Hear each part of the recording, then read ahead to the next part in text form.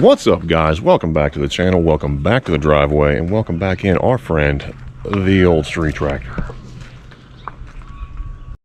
Now, as we inch closer and closer to race season, I have some concerns that I want to go ahead and get tackled, and today we're going to go ahead and take care of that. Alright, from our friends over at BD Diesel, we got us a 47 RE deep pan, and of course our guys over at Hot Shot Secrets hooking us up with the ATF Plus 4. Now, roughly, we've got probably about 2,000 miles on the work that's been done to the transmission since about this time last year. Well, I noticed that after we did the line pressure gauge install, I noticed that the line pressure just didn't seem to be as high as I was hoping. Again, if you read the specs from BD Diesel Performance, you're supposed to be right around 175, 180 PSI line pressure. Now, the whole thing is they don't specify when. Contacted some friends of mine, Patrick Brown and what have you, and he's really a good 47 RE, 48 RE trans builder, and he gave me some specs to look at, and as of right now, we're probably a little on the low scale. So that's a little worryful, and again, this is the reason why I told you guys the line pressure gauge is a must, so you can find out if you have any particular issues with the transmission.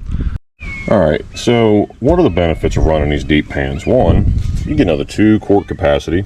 Again, it's not like a derail pan or something like that where you can get like 4.5 quart additional capacity, but again, looking at more capacity, which should mean cooler fluid, a fin package here which should cool it down, some fairly clean baffles in here, reusable O-ring, which is pretty cool, can't beat that.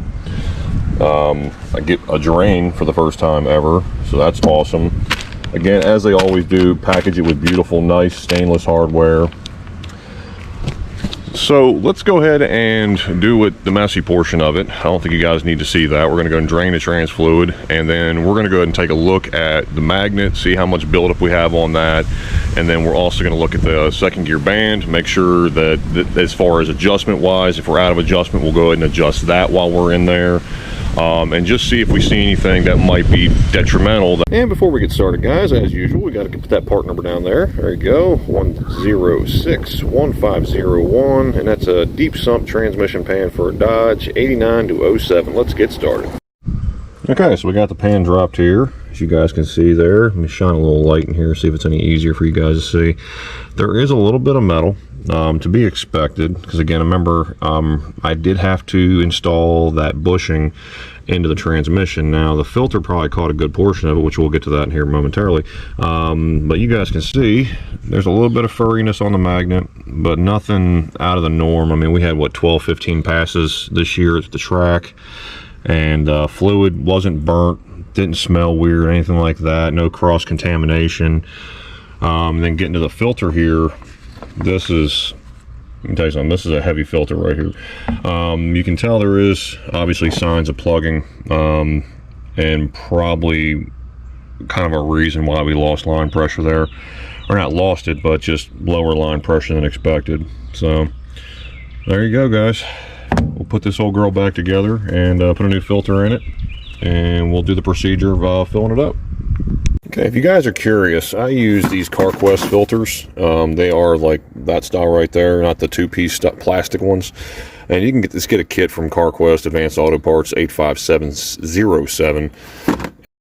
All right, so now that you're down here, is a good time to just validate everything's still kind of together here. You want to obviously make sure the rear band, I'm not so worried about, but for the most part, that one's still good. The second gear band, let me just check this while I got you guys here. It's pretty tight there. As you can tell, it's still the stock strut and anchor there, and the adjuster. And like I said, while you guys are down here, the biggest thing is install your new filter, do a quick visual inspection, and then start cleaning your mating surface. Now, from Josh McCormick and the guys who were Fire Punk, they all kind of came together. 8mm Allen key is the best way to check your front band or your second gear band.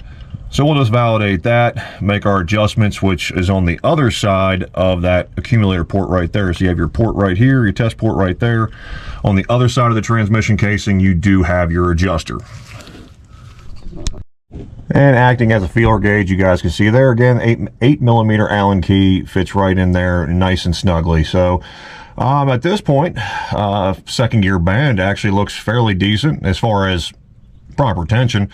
So we're going to go ahead and move on, install the pan, and we'll go from there. Now it's install time. All right, so what do we got? We got some really nice stainless hardware, 1/4 inch Allen bolts, and the washers. If you guys don't want to utilize a transmission temp sensor, you can just go ahead and use that barb fitting right there. They include torque spec. You guys will give you that right there. So 12-inch pans, 12-inch, God, I can't talk today, 12 foot-pounds for the pan bolts, 30-inch pounds for the sensor plug, and the drain plug, again, 30-inch pounds as well. Do not over torque it. And again, there is your drain right there.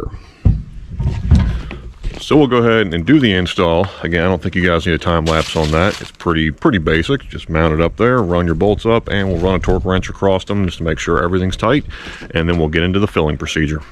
All right, so here's a disclaimer, guys. Not throwing shade at anybody or any questionable work, but in this pan, you can see there's a lot of metal shavings. So take the time now and go ahead and clean this up before install, because you don't want that kind of material plugging your filter after you've done all this work. All right, so to give you guys a little perspective on the install here, so here it is mounted, and there's my trans temp sensor. Got that fancy Deutz connector there, and trying to route the harness above the drive shaft and then back up the frame rail there. But that's pretty much the install, what it looks like. Cleans up really nice. Let's hopefully see some hopeful lower transmission temperatures this year, but we will see.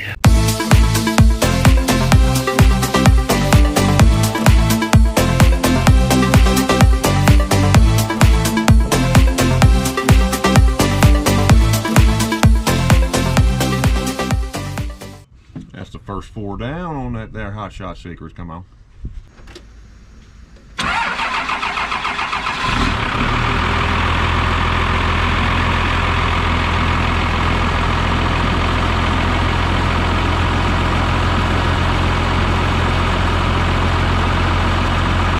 All right, guys, so there's your install for the most part. No, nothing really major there. If you go by the specs on everything for your torque sequences, it's perfectly fine. If you use that fill procedure right there, you can alleviate the chance of it leaking past the front pump seal, so, and venting out. So I mean, there's that. So let's go ahead and get things cleaned up here, and then we're going to take this thing for a ride and see if our line pressure increased, or if maybe we have to maybe adjust the TV cable. All right, so we got a little spot right here. Let's go ahead and give it a swing, see what we're looking at with line pressure, see if it's increased at all.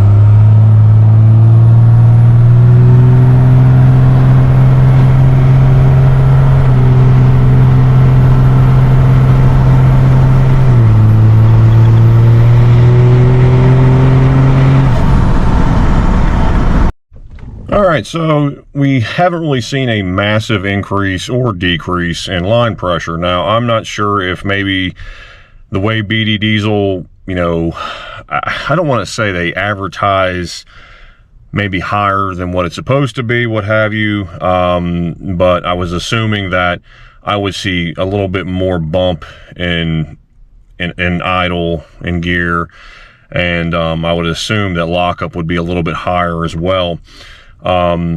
But again, I don't know how they set these valve bodies up. I don't know if they're just stock replacement valve bodies with a little bit of spool work done to them and a little bit of valve body work, or if they're just literally adaptations and they update, add the governor pressure solenoid and what have you to them, and they pretty much just send them that way.